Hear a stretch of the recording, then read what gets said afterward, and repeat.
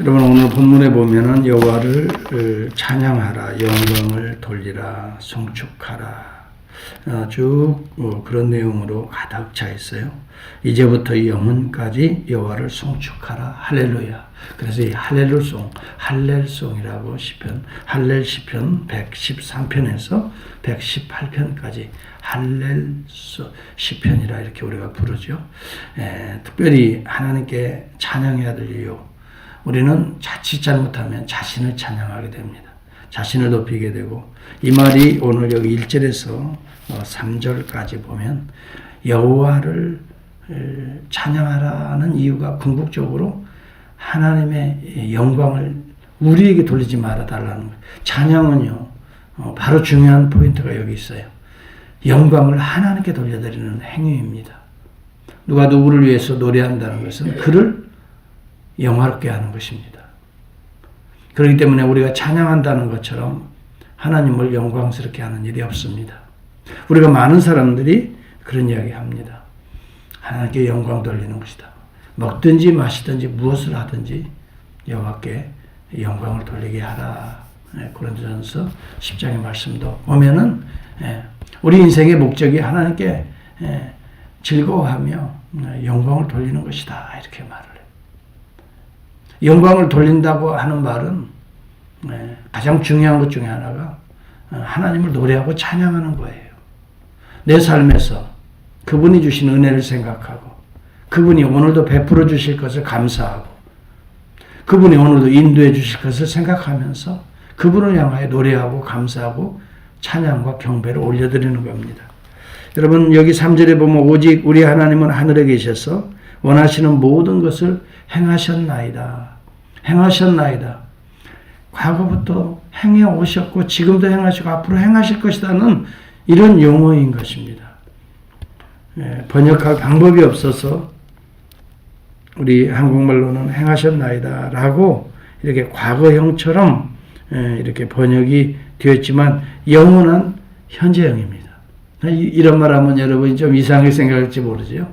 과거나 지금이나 미래에 나타난 모든 것에 대한 하나님은 그런 시제가 없으신 분이십니다.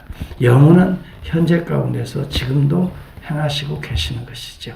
우리가 볼 때는 우리 인생은 유한하기 때문에 시간과 공간 안에 갇혀 있기 때문에 과거와 현재와 미래를 나누지만 하나님의 역사는 이미, 그래서 우리를 날기도 전에 예정하시고 섭리하시고 창조가 되기 전에 우리를 예정하시고 작정하셨다는 말이 에베소 1장에 나오잖아요. 이것은 하나님의 영원한 현재예요. 이것을 강조하고 있는 거예요.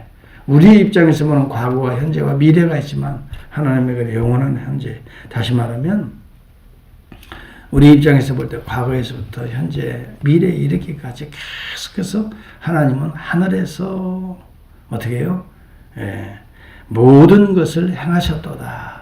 하늘이라고 하는 것은 어떤 공간적인 개념이 아니라 가장 위대하고 높은 곳을 상징하는 용어입니다. 여러분 하나님께서 무슨 대기권을 넘어서 성층권에 계시는 그런 높은 곳의 하늘을 의미하는 게 아니에요. 하늘이라고 하는 것은 최고의 위대하고 높은 영광스러운 보좌의 모습을 하늘이라고 표현하는 거죠. 여러분 이런 하나님께서 하늘에 계셔서 지금도 영광스러운 보좌에서 영광스러운 그 아니 계신 곳이 없으신 그 높으신 위대하신 그분이 지금도 일하고 계시기 때문에 우리는 영광을 하나님께 돌려야지 우리가 취할 수 없다는 것입니다. 그러나 하나님이 없는 사람들, 오늘도 주님을 의지하지 않는 사람들, 우상들을 경배하는 거예요. 그런데 여기 4절과 8절 이하에 쭉 보면 사람이 만들어낸 우상의 무용성을 이야기합니다. 사람이 만들었기 때문에 입이 있어도 말하지 못하고, 눈이 있어도 보지 못하고, 귀가 있어도 듣지 못하고, 코가 있어도 냄새 맡지 못하고, 손이 있어도 만지지 못하고, 발이 있어도 걷지 못하고, 목구멍이 있어도 작은 소리조차 내지 못하느니라. 우상들을 만드는 자들과 그것을 의지하는 자들이 다 그와 같을 것이다. 얼마나 무지한지 알 수 없어요. 사람이 우상을 만들면 우상이 사람을 섬겨야 되는데 사람이 지금 우상을 섬기고 이렇게 뒤집어진 인생을 살아가는 자들이에요. 사람이 우상을 만들었으면 우상이 감사해서 사람을 섬겨야 되잖아요. 그런데 섬길 수 있는 능력이 없어요. 사람보다 능력이 약해요. 사람이 만들었기 때문에. 사람이 지혜 안에 갇혀 있어요. 사람이 손길 안에 갇혀 있어요. 그렇기 때문에 사람을 도울 수도 없어요. 사람에게 말할 수도 없어요. 사람을 보호할 능력조차 없는데 어리석은 인간들은 그것을 향하여 어떻게 해요? 경배하고 거기에다 제물을 드리고 거기에다 심지어 사람까지 블로그에게 제사를 드리는 그런 어리석은 인간의 모순된 모습을 우리는 보고 있는 거예요. 물질이 우상인 사람이 있어요. 사람이 우상인 사람도 있고요. 쾌락과 향락이 우상인 사람들이 있어요. 여러분 그것은 우리에게 무엇이에요? 우리를 도울 수가 없다는 것이에요. 사람이 만들어낸 것이고 사람 아래에 있는 것이 다스려야 될 대상이지 그것을 섬길 대상은 되지 못한다. 오늘 저와 여러분의 한날의 삶이 어때야 될까요? 사람이 만든 것, 사람이 깎아 세운 것과 같이 마음속에 그렇게 둔 모든 것들은 실질적으로 그것이 나를 도울 수 있는 그런 존재가 아니라 나보다 못한 존재라는 것을 아시고 그것을 무시하고 멸시해버려도 상관없어요. 중요한 것은 나를 지으신 분을 경배하고 만나고 그분을 향하여 간구하고 그분을 향하여 노래하고 그분의 마음을 즐겁게 하고 영화롭게 하고 여러분 나를 만든 자를 여러분 그래서 우리가 자녀들이 부모를 향해서 날마다 효도해야 될 근거가 거기에 있는 것입니다. 누가 우리를 만들었습니까? 하나님께서 천지를 창조하셨기 때문에 천지의 만물은 지금도 하나님을 향하여 경배하고 있습니다. 바람 소리로 노래하고 있는 것이죠. 바다의 물결도 출렁이면서 하나님을 경배하고 노래하고 찬양하고 있는 것이죠. 어리석은 인간들만이 하나님의 형상으로 지었음에도 불구하고 조금 생각하는 것으로 하나님을 생각해야 되는데 자신을 생각하고 자신을 우상화시키고 자신의 도움을 위해서라면 모든 것들을 깎아 만들고 심지어 그리스도의 이름으로 여러분 하나님을 자기의 종으로 부리고 자기의 꿈을 이루는 어떤 대상물로 생각을 하고 신앙생활하는 자들이 의외로 너무 많아요. 우리도 종종 그런 미혹에 빠질 수도 있다는 것을 우리가 알아야 됩니다. 여러분, 저와 여러분은 위치를 바로 선정해야 됩니다. 오늘 하나님께서 나를 창조하시고 나에게 지혜를 주시고 나에게 하나님의 형상으로 오늘 이 우주의 만물을 다스리도록 주신 거예요. 여기 본문에도 보면은 16절을 보세요. 하늘은 여호와의 하늘이라도 땅은 사람에게 주셨도다 말이에요. 온 피조물들을 만들어 놓으시고 이것을 우리에게 위임하신 거예요. 그런데 이것을 섬김의 대상으로가 아니라 다스림의 대상으로 위임해 주신 거예요. 하나님께서. 섬김의 대상은 오직 우리를 창조하신 하나님이죠.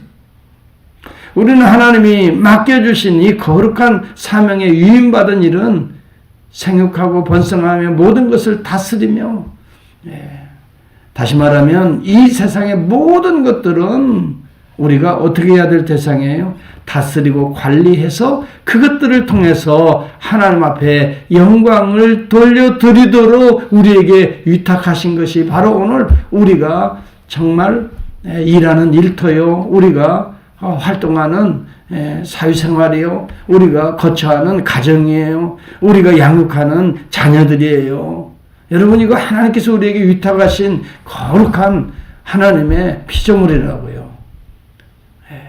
하나님 기뻐하시도록 오늘도 우리에게 맡겨진 사명에 충성을 다할 때에 오늘 진정으로 하나님을 영화롭게 하고 하나님을 경배하는 자가 될 것입니다. 중요한 것은 우리의 삶이 이와 같이 목표가 뚜렷하게 하고 하루를 시작해야 된다는 것입니다.